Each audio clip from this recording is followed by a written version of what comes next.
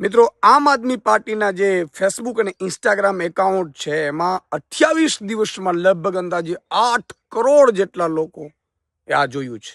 એટલા વ્યૂઝ મળી રહ્યા છે. કારણ કે આમ લોકો અત્યારે પીડાઈ રહ્યા છે અને એનો પીડાનો પોતાનો અવાજ છે એ ક્યાંક સોશિયલ મીડિયા પ્લેટફોર્મ આમ આદમી પાર્ટીના ઓફિશિયલી એકાઉન્ટ છે ફેસબુક અને ઇન્સ્ટાગ્રામ એના ઉપર જોવા મળી રહ્યું છે. ત્યારે આટલા બધા વ્યૂઝથી આટલું બધું રિસ્પોન્સ મળી રહ્યો છે, ચૂંટણીમાં અત્યારે બધો પ્રચાર થઈ રહ્યો છે, ત્યારે ભાજપ એટલું ડરી ગયું છે કે એના ઇશારે ફેસબુક અને ઇન્સ્ટાગ્રામ ઓફિશિયલી એકાઉન્ટ આમ આદમી પાર્ટીના છે સસ્પેન્ડ કરાવી દીધા. ગજબ છે. લોકો બધા બહાર નથી આવી શકતા. લોકો પોતાની પીડા છે સોશિયલ મીડિયાથી ઠાલવતા હોય અથવા તો ઇન્ટરેક્શન કરતા હોય.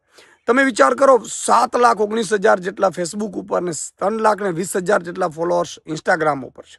આ કોણ હતા? એ આમ આદમી હતા, જે પોતાની આ સિસ્ટમની વિરુદ્ધ ને જેની સામે પીડા છે એ લોકો હતા.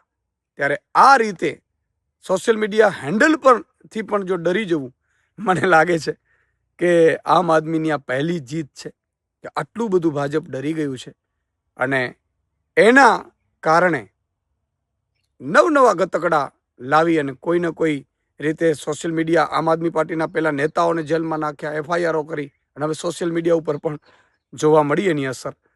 ખેર, ગુજરાતની જનતા ખૂબ જાગૃત છે, સમજદાર છે. આપના પોતાના પ્લેટફોર્મ લલકારને લાઈક કરો, ફોલો કરો, સબસ્ક્રાઇબ કરો અને શેર કરો.